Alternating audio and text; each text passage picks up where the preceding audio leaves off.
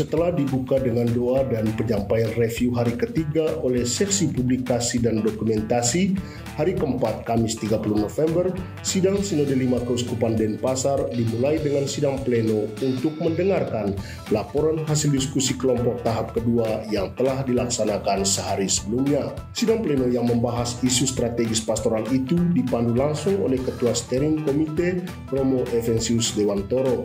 Teknis pelaporan hasil diskusi sama seperti pada saat laporan hasil diskusi kelompok tahap pertama. Pembahasan dan diskusi tentang isu strategis pastoral ini sangat menarik. Sejak dibukanya sesi tanggapan kepada forum sidang sinode, dinamika sidang sungguh terasa. Tidak hanya muncul pertanyaan informatif dan konfirmatif atas apa yang dipaparkan oleh kelompok diskusi, tetapi berbagai pandangan kritis, usul, saran, gagasan maupun yang bersifat evaluasi terdengar riuh rendah dalam ruang Sinode 5 ini. Salah satu pembahasan yang cukup mendapat atensi dari forum ini adalah ketika pembahasan isu strategis mengenai titik magnetik atau daya tarik karya pastoral di gereja lokal Keuskupan Denpasar. Muncul gagasan untuk dibentuknya Komisi Pariwisata sebagai salah satu karya pastoral yang bisa menjadi daya tarik bagi gereja lokal Keuskupan Denpasar. Mengingat keuskupan ini, baik Bali maupun Nusa Tenggara Barat, terkenal sebagai kawasan destinasi wisata internasional.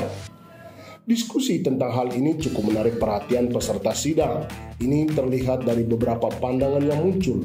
Bahkan masih banyak peserta yang ingin menyampaikan tanggapan dengan mengangkat tangan minta bicara kepada pimpinan sidang. Namun karena keterbatasan waktu sehingga tidak semua yang meminta bicara dilayani.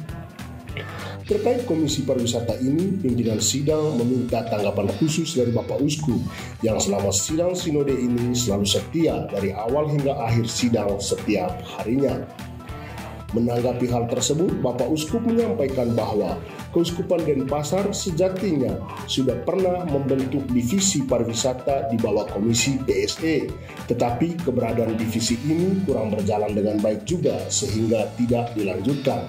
Namun, Bapak Uskup menegaskan bahwa bisa saja divisi atau komisi pariwisata itu dibentuk kembali, tetapi harus jelas dulu positioningnya untuk bisnis atau pelayanan.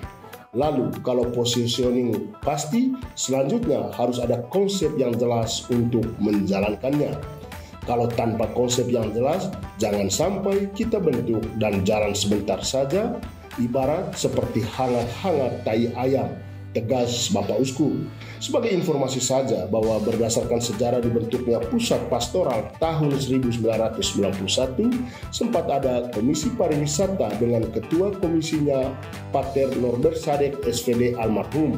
Namun komisi ini tidak muncul lagi setelah ada pembaruan struktur pasca Sinode pertama tahun 2001. Setelah melewati dinamika sidang pleno, rehat sejenak untuk makan siang. Usai makan, dilanjutkan dengan diskusi tahap ketiga untuk mendiskusikan usulan tema pastoral 5 tahun ke depan, 2024 sampai 2028. Ketua Steering Komite Romo Evensius mengingatkan, untuk menentukan tema tetap berkaitan dengan isu strategis pastoral.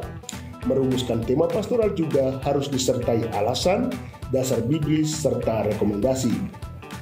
Setelah melewati diskusi kelompok yang cukup alot, akhirnya setiap kelompok pun berhasil merumuskan tema pastoral tahunan yang kemudian disampaikan dalam sidang pleno. Berikut adalah tema yang diusulkan atau ditawarkan oleh masing-masing kelompok, yakni kelompok 1 mengusulkan tema kaderisasi kepemimpinan partisipatif dan transformatif yang berpola pada kepemimpinan Yesus di era digital. Kelompok 2 menumbuh kembangkan iman yang militan sebagai dasar hidup menggereja di era milenial. Kelompok 3 gereja bertumbuh dalam keberagaman budaya.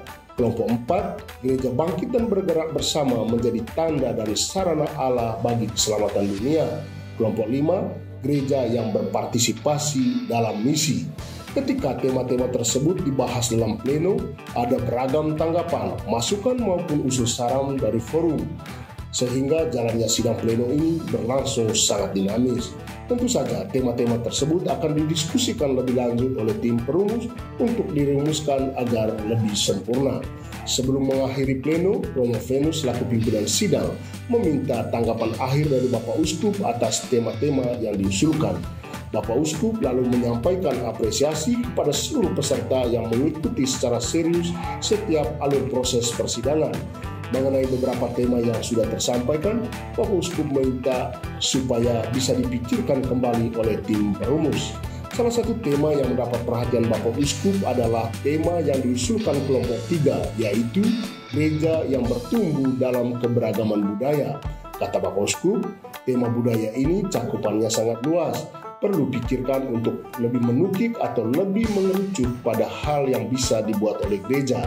Kemudian, tema gereja berpartisipasi dalam misi.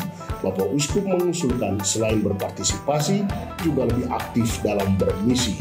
Seperti hari-hari sebelumnya, persidangan hari keempat ditutup dengan perayaan Ekaristi. Dan setelah makan malam, tim perumus langsung bersidang.